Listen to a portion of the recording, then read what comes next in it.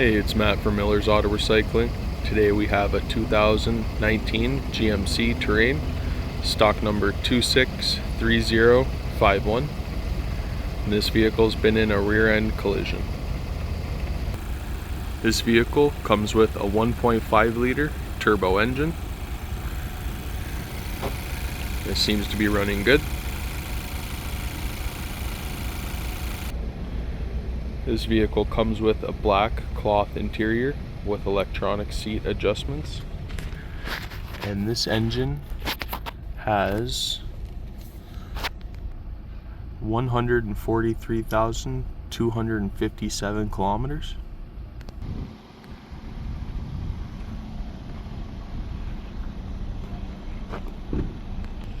If you'd like to inquire about parts on this vehicle, make sure to give Miller's Auto Recycling a call for pricing and availability.